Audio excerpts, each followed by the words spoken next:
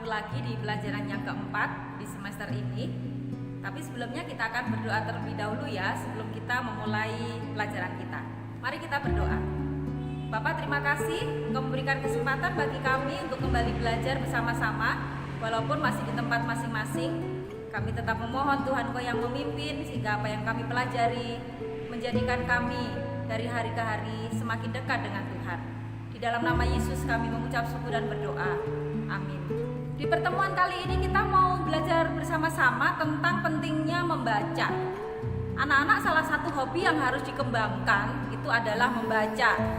Kalian mungkin anak-anak kelas 6 sudah banyak yang sangat gemar membaca.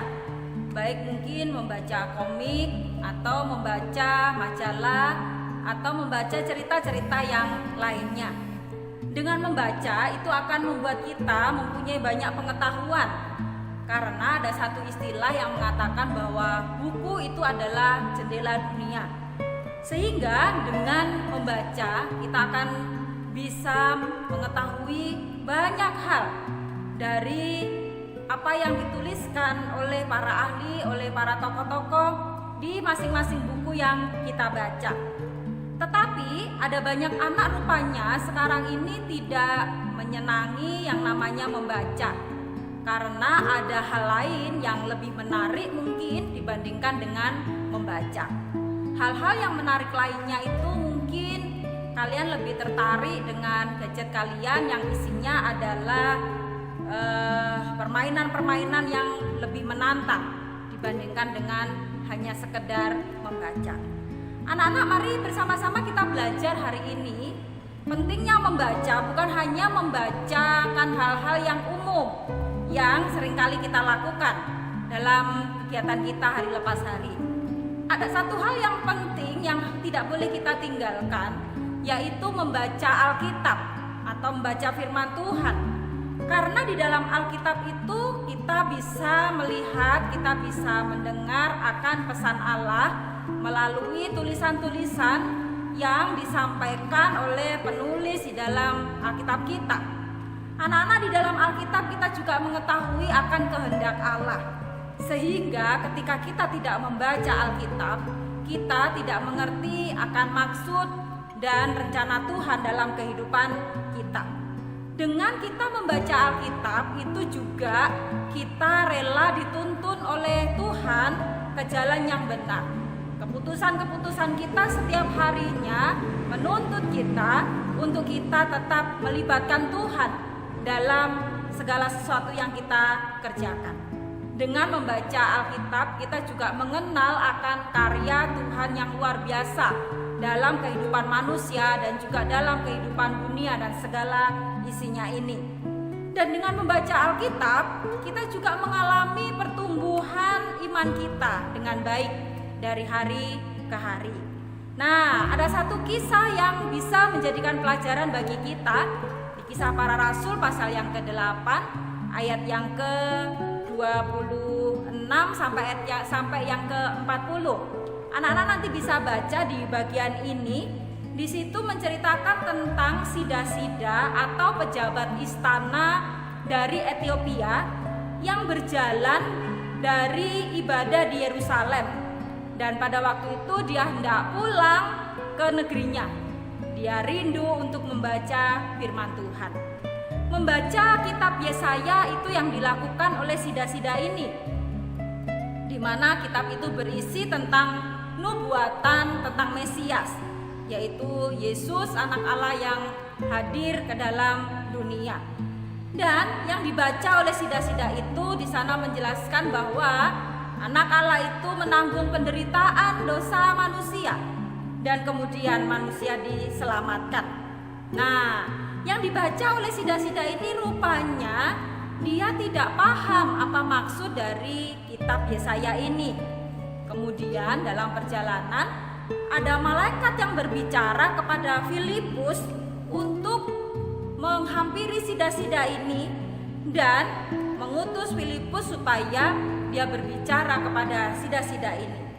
Roh Kudus bekerja melalui Filipus sehingga pada waktu itu orang Ethiopia ini kembali ke negerinya dengan pemahaman yang baru dengan pemahaman yang dapat dimengerti seperti yang dijelaskan oleh Filipus tentang Injil itu. Dan ketika dia kembali ke negerinya, dia bisa menginjili bangsanya. Nah, anak-anak, kita bisa belajar dari teladan sida-sida dari Ethiopia ini. Hatinya sangat rindu kepada Tuhan, dan yang dia lakukan adalah dia membaca firman Tuhan. Dengan segala kerendahan hati, dia mau memahami dan dia mau belajar tentang kebenaran firman Tuhan. Nah, dari sini kita bisa belajar bersama-sama. Ada manfaat yang baik ketika kita membaca firman Tuhan. Seperti yang dituliskan di dalam 2 Timotius pasal yang ketiga ayat 15 sampai ayat 16. Serna sudah tuliskan di slide itu, nanti kalian bisa lihat. Di mana manfaat firman Tuhan itu yang pertama adalah mengajar. Yang kedua menyatakan kesalahan.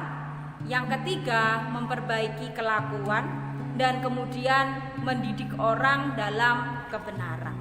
Dengan membaca firman Tuhan, rupanya kita terus diajar tentang kebenaran-kebenaran dari firman Tuhan itu. Dan kita juga ketika melakukan kesalahan, dengan membaca firman Tuhan, kita kemudian diingatkan bahwa apa yang kita lakukan itu adalah hal yang tidak berkenan. Kemudian bukan hanya itu, dengan membaca akhirnya kita juga diperbaharui, diperbaiki setiap perbuatan dan kelakuan kita. Dan di dalamnya pada akhirnya kita dididik untuk dari hari ke hari semakin mengenal kebenaran Tuhan. Nah, anak-anak, dari hal ini kita sama-sama belajar hari ini. Dengan membaca firman Tuhan, Tuhan ingin supaya kita menjadi orang-orang yang disebut Tuhan berbahagia. Dikatakan bahwa Tuhan menyebut berbahagia orang-orang yang menjauhkan diri dari kefasikan dan mencintai firman Tuhan. Mazmur pasal yang pertama ayat 1 sampai ayat yang ketiga, di sana ada janji Tuhan bagi orang-orang yang mencintai firman Tuhan. Untuk itu mari bersama-sama kita belajar dengan setia membaca firman Tuhan. Setiap hari ada tugas kalian membaca Alkitab yang harus dilaporkan di grup masing-masing. Lakukan itu dengan setia, lakukan itu dengan sukacita. Jangan dengan paksa ataupun juga dengan menggerutu. Karena dengan membaca firman Tuhan kita akan memperoleh banyak manfaat. Dan di dalamnya terdapat janji Tuhan yang luar biasa. Nah, mari belajar untuk kita mencintai firman-Nya dengan membaca. Jangan hanya kalian membaca buku-buku pengetahuan yang lain. Membaca buku pengetahuan itu baik, tetapi harus diimbangi dengan membaca kitab suci. Anak-anak, ada tugas kalian yang kalian harus kerjakan. Tugasnya adalah hafalkan 2 Timotius pasal yang ketiga ayat 16 sampai 17. Kemudian setelah hafal, kalian rekam dalam bentuk video. Kemudian setelah selesai kirimkan ke Miss Erna. Miss Erna tunggu tugas kalian dan lakukan itu dengan baik dan sukacita. Terima kasih, Tuhan Yesus memberkati. Mari kita berdoa untuk mengakhiri pertemuan kita hari ini. Tuhan, terima kasih kami boleh belajar bersama-sama bahwa kami harus setia membaca firman-Mu. Dengan firman Tuhan kami boleh dikuatkan dan kami semakin mengerti akan kebenaran Tuhan. Tuhan, tolong kegiatan kami di sepanjang hari ini, memberkati setiap anak-anak dimanapun mereka berada bersama dengan orang tua. Di dalam nama Yesus kami mengucap syukur dan berdoa.